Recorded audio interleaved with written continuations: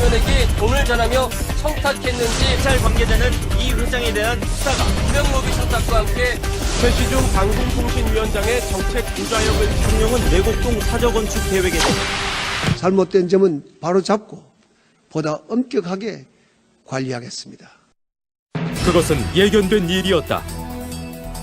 집권 5년 차 자신감에 넘치던 대통령의 모습은 온데간데 없었다.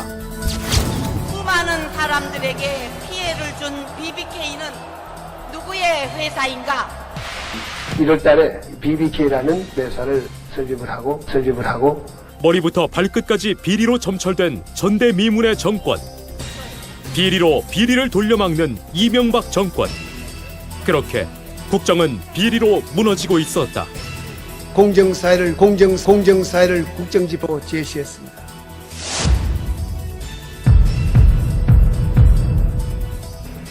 대통령의 말은 무색했다. 대통령 측근들과 정권 실세들의 비리는 상상을 초월했다. 거대한 배신, 국민의 꿈은 사라져버렸고 오직 대통령 측근들의 추악한 욕망만이 그 자리를 차지했다.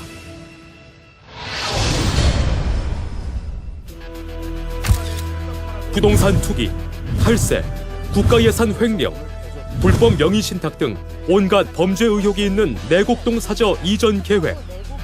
현직 대통령 재임 중 부동산 투기 의혹은 전 세계에 유례가 없는 엄청난 사건. 국민의 혈세로 부동산 투기도 서슴지 않는 막장 정권.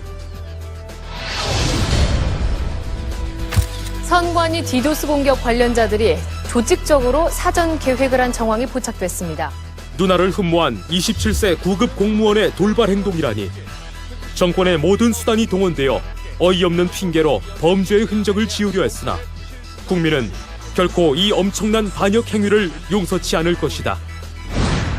한나라당이 사이버 테러 당임을 분명히 밝혀줄 겁니다.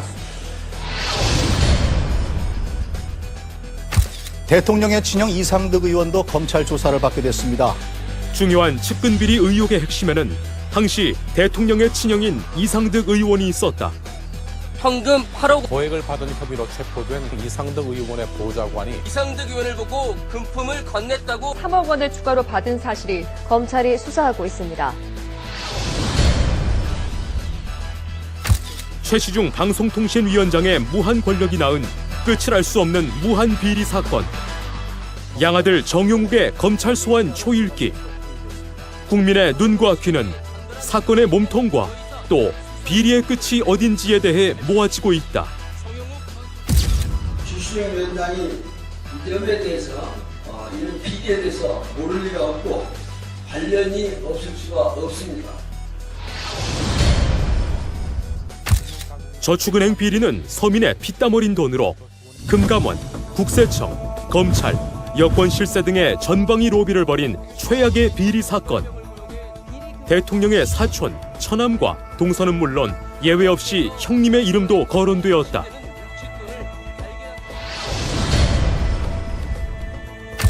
저축은행 비리의 또 다른 한 축은 놀랍게도 영부인의 사촌 오빠. 2008년 영부인 사촌 언니의 30억 공천 사기 사건을 떠올려 보면 이 모든 것이 우연이 아님을 짐작해야 한다.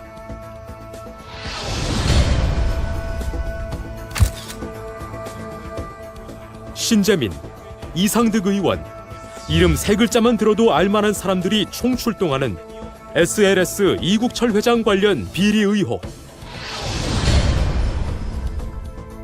다이아 게이트는 카메룬의 다이아몬드 광산 매장량을 속여 관련 기업의 주가를 조작한 초대형 사기극. 이상득 의원의 보좌관 출신 박영준 전 차관을 필두로 외교부, 지경부, 총리실이 조직적으로 개입한 의혹이 있다. 대검찰청 산하에 특별수사본부를 설치해서 지속적으로 전체 대통령의 친인척과 측근의 비리 문제를 철저히 파헤쳐준다.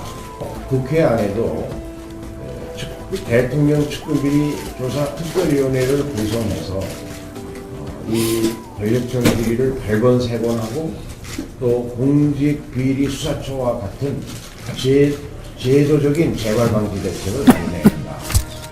국민은 분노하고 절망하고 또 좌절했다.